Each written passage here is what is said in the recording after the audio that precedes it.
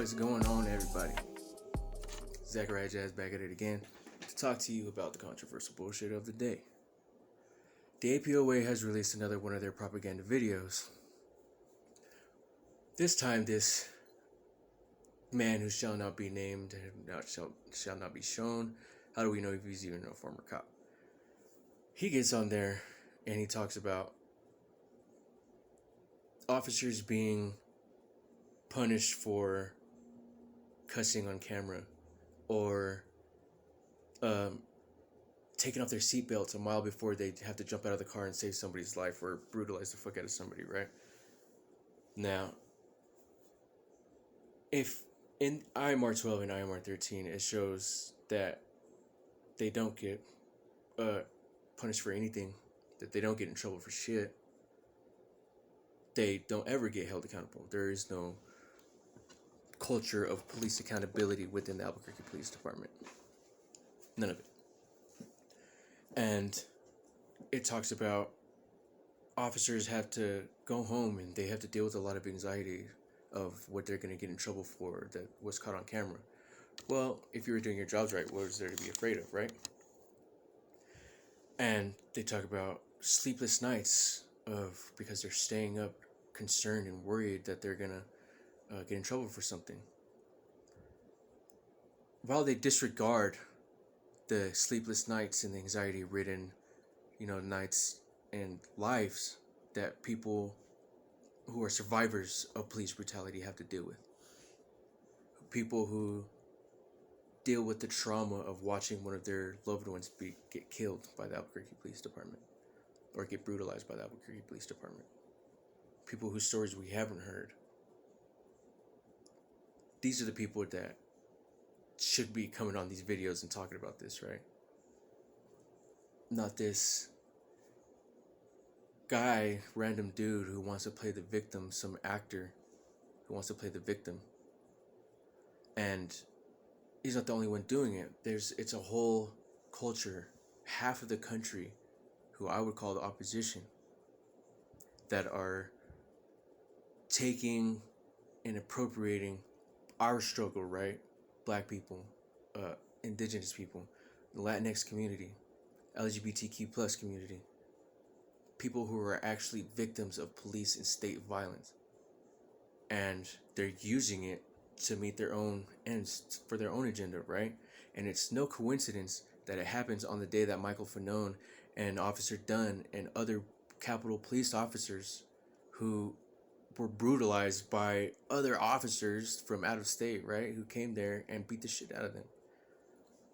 And it's to fire up those same people that went to January 6th and committed the insurrection on the Capitol. It's to get them fired up again and go to our state capitol and start some shit.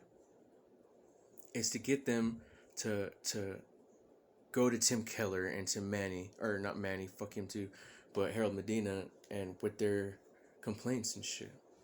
Their crime matters more. Crime matters more than who? Not us, the people they brutalize. What about their crime? What about their cases of misconduct that go uncompleted, uninvestigated by internal affairs? And they talk about internal affairs being this department of malice or something like that, that they're supposed to catch the bad cops and, paint them as the bad cops. Well, they are bad cops if they're violating policy that APD themselves wrote. And why aren't they being held accountable? Because obviously their crime don't matter more than their knee on my neck. And that's what the APOA wants. They want the knee on our necks. And they'll even attack APD themselves to do it. And Tim Keller, the Keller administration in the city of Albuquerque, and Albuquerque Police Department brought this upon themselves.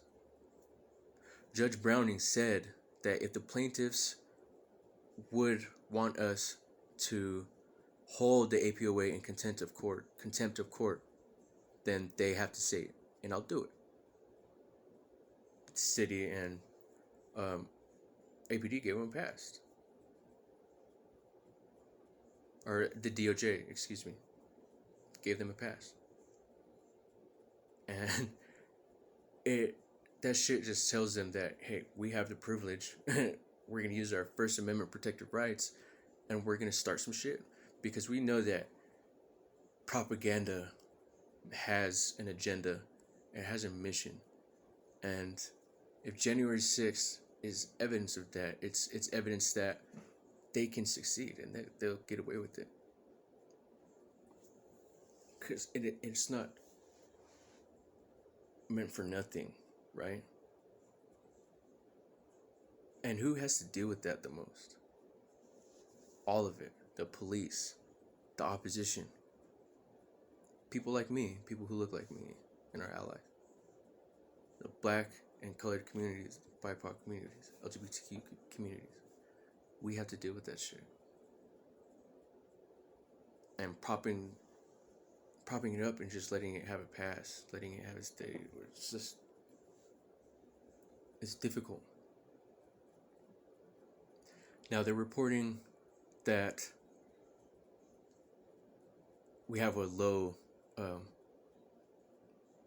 understaffed department, and that people are leaving. And this dude on the APOA propaganda videos wants to say that he's going on to a different department, but he cares about his community here. He's only been a cop for like 3 years, something like that.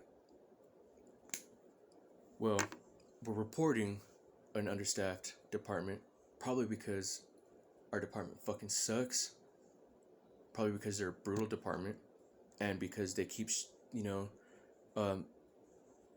spreading this narrative that cops are getting in trouble all the time, which is untrue.